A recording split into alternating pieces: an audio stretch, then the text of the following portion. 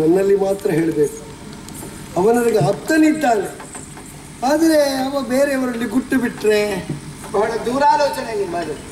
ಸರಿ, ಅವ ನಮ್ಮ ಹತ್ತಿರವೇ ಇರಬೇಕು, ನಿಮ್ಮನ್ನು ನಾವೇ ಅವನಾಗಬಾರ್ದಲ್ಲ.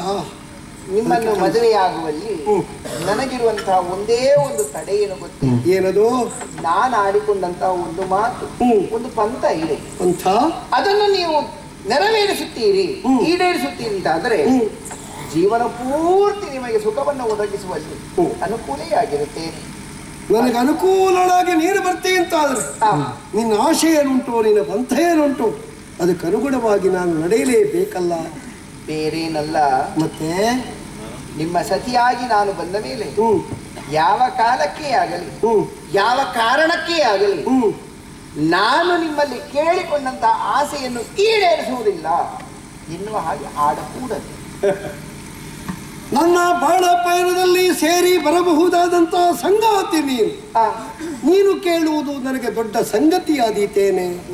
ಅದು ವಿಷಯ ಅಲ್ಲ, ಭಾಷೆಯ ಮೂಲಕವಾಗಿ ನಿಮ್ಮ ಆಶೆಯನ್ನು ನೆರವೇರಿಸ್ತೇನೆ ಅಂತ ಹೇಳ್ತೇನೆ. ಈ ಕ್ಷಣವೇ ನನ್ನನ್ನು ನಿಮಗೆ ಒಪ್ಪಿಸಿಕೊಂಡಿದ್ದೇನೆ. ಹಾಗಾದ್ರೆ ನಾವು ಅರಮನೆಗೆ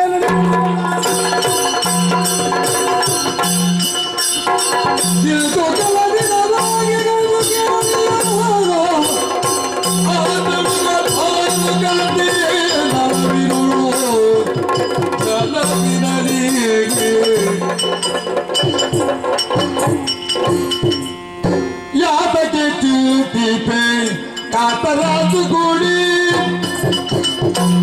ಮಾತನಾಡಿ ಶ್ರೀವಾತದ ಸದರಿ ಯಾರೇನು ನೀರನರುಗೂ ಕಾರಣವಿರಿತು ತೋರಿಸ ಸುಡುವ ಯಾತಕ್ಕೆ ಚಿಲ್ತಿವಿ.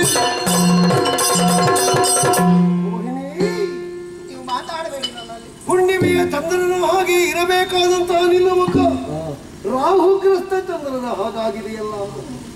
ನೀನು ಗರ್ಭಿಣಿ ಬೇರೆ, ನಿನ್ನ ಆಶೆ ಎನ್ನುವ ಹಾಗೆ ನಾನು ಮೃಗವೇಟೆಗಾಗಿ ಹೋಗಿದ್ದೆ. ಮಾಂಸ ತಂದು ನಿನಗಾಗಿ ಅಡುಗೆಯನ್ನು ಮಾಡಿಸಿ ಆ ಪಕ್ವಾನ್ನವನ್ನು ಅಥವಾ ಅಡುಗೆಯನ್ನು ಉಣ್ಣುವುದಕ್ಕೆ ನೀನು ಈಗ ಬರ್ತಿ, ಒಂದು ಕ್ಷಣದಲ್ಲಿ ಸೇರ್ತಿ ಅಂತ ನಾನು ಆಶಿಸಿದ್ರೆ ನೀನು ಶೋಕಾಗಾರದಲ್ಲಿದ್ದೀಯಲ್ಲ. ಮನದನ್ನೇ ನಾನು ನೀನು ಬದುಕಿದೆವು ಕೆಲವು ಕಾಲದಿಂದ.